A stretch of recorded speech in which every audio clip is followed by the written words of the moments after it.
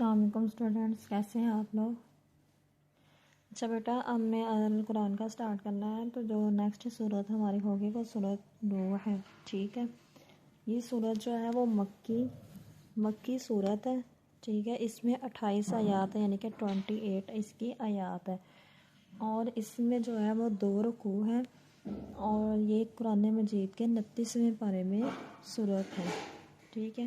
اس صورت میں جو ہے وہ حضرت نوح علیہ السلام کے جو ہے وہ واقعات کے زندگی کی حالات بیان کیے گئے ہیں، ان کی زندگی کا بیان ہے، ان کے حالات کا بیان ہے، یعنی کہ انہوں نے جو ہے وہ حضرت نوح علیہ السلام جو تھے وہ ہر نبی جو ہے وہ اپنی قوم تک اللہ تعالیٰ کا پیغام لے کر جاتے تھے، جس طرح حضرت صالح علیہ السلام نے اپنی قوم کو ایک اللہ کی دعوت دی، اسی طرح حضرت ہود علیہ السلام، حضرت لوط علیہ السلام، ان سب نے جو ہے وہ اپنی قوم کو ایک اللہ کی دعوت، توحید کی دعوت دی۔ اسی طرح حضرت نوح علیہ السلام نے جو ہے وہ اسی کام کو سر انجام دیا۔ تو سب سے پہلے ہم اس کا تعارف دیکھتے ہیں۔ حضرت نوح علیہ السلام اللہ تعالیٰ کے ایک عظیم پیغمبر تھے۔ سورۃ نوح میں انہی کے حالات کا بیان ہوا، یعنی کہ سورۃ نوح میں جو ہے وہ حضرت نوح علیہ السلام کے حالات کا ہی بیان ہے، پھر اسی لیے اس سورت کا نام سورۃ نوح ہے۔ یہ وجہ تسمیہ بھی ہو سکتی ہے کہ یہ وجہ تسمیہ، ٹھیک ہے۔ پھر اس کے بعد سورۃ نوح کا مرکزی موضوع حضرت نوح علیہ السلام کی زندگی کا بیان، یعنی کہ اس سورت میں حضرت نوح علیہ السلام کی زندگی کا بیان ہے۔ حضرت نوح علیہ السلام جو تھے وہ اللہ تعالیٰ کے رسول تھے، ٹھیک ہے۔ انہی کے ساتھ ایک ایسی قوم، ان کو جو ہے ایک ایسی قوم کی طرف بھیجا گیا تھا جو شرک کرتی تھی، یعنی کہ ان کو جو ہے وہ ایک ایسی قوم کی طرف بھیجا گیا تھا جو اللہ تعالیٰ کے ساتھ شرک کرتے تھے اور بتوں کی پوجا کرتے تھے۔ تو جب شیطان نے جو ہے وہ جب حضرت نوح علیہ السلام جو ہے وہ ان کو اپنی قوم کی طرف گئے ایک اللہ کی دعوت دینے کے لیے، تو ان قوم کے دلوں میں جو ہے وہ شیطان نے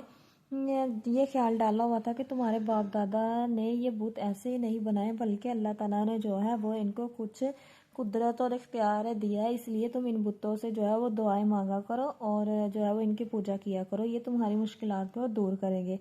تو پھر جو حضرت نوح علیہ السلام کو جن قوم کی طرف بھیجا گیا تھا، وہ قوم جو ہے وہ شیطان کے بہکاوے میں آ کر جو ہے وہ اللہ تعالیٰ کو چھوڑ کر ان بتوں کی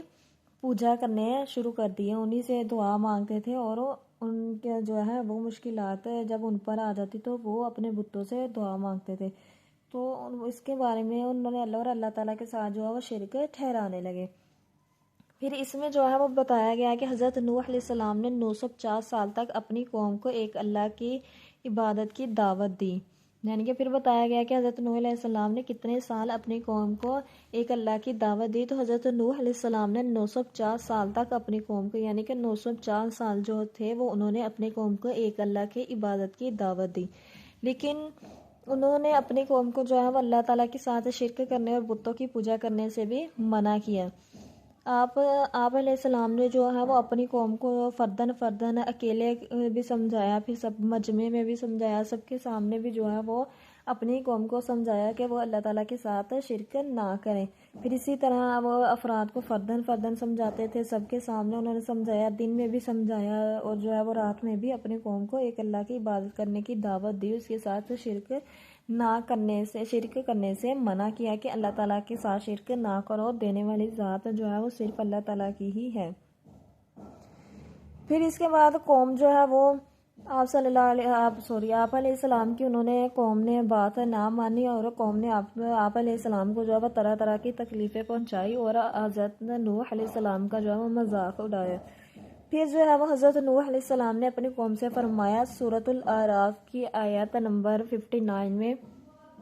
ترجمہ ہے، اے میری قوم، تم اللہ کی عبادت کرو، تمہارا اس کے سوا کوئی معبود نہیں، بے شک میں تمہارے بارے میں ڈرتا ہوں ایک بڑے دن کے عذاب سے۔ پھر حضرت نوح علیہ السلام نے جو ہے وہ ان کو قرآن مجید کی سورۃ الاعراف جو ہے وہ سورت، اس کی آیت نمبر 59 جو ہے وہ پڑھ کر اپنی قوم کو سنائی۔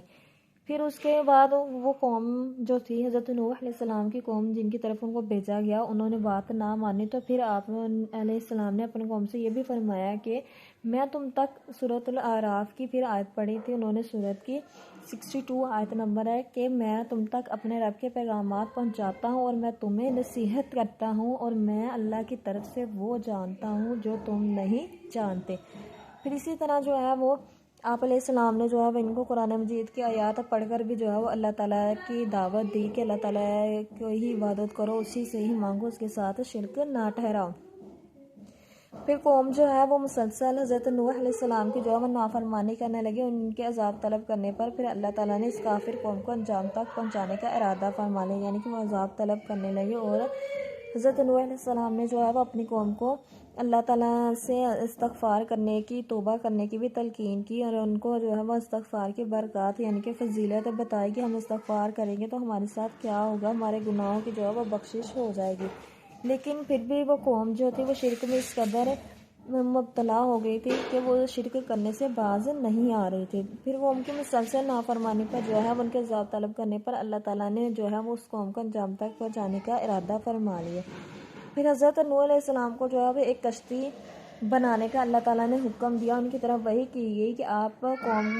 کی قوم میں سے مزید لوگ ایمان نہیں لے کر آئیں گے، یعنی کہ بعض لوگ جو ہیں وہ ایمان نہیں لے کر آئیں گے، ان کا اس قدر پختہ ایمان ہے کہ وہ بتوں کی ہی پوجا کریں گے، وہ شیطان کے بہکاوے میں اس قدر آگے ہیں کہ وہ آپ پر ایمان نہیں لے کر آئیں گے۔ تو بیٹا پھر حضرت نوح علیہ السلام کی جب طرف وحی کی فرمائی گئی تو آپ کی قوم میں سے مزید لوگ ایمان نہیں لائیں گے، تو حضرت نوح علیہ السلام کو جو ہے وہ ایک کشتی بنانے کا حکم دیا۔ حضرت نوح علیہ السلام نے وہ کشتی جو تھی اللہ تعالیٰ کے حکم اور ہدایت کے مطابق جو تھی وہ لکڑی کے تختوں، یعنی کہ لکڑی جو ہوتی ہے اس کے تختوں اور کیلوں سے بنانا شروع کر دی، یعنی کہ جب حضرت نوح علیہ السلام پر وحی نازل کی گئی کہ آپ جو ہے وہ ایک کشتی بنا لے، تو حضرت نوح علیہ السلام نے جو ہے وہ کشتی بنائی، لکڑی کے تختوں اور کیلوں سے بنانا شروع کر دی۔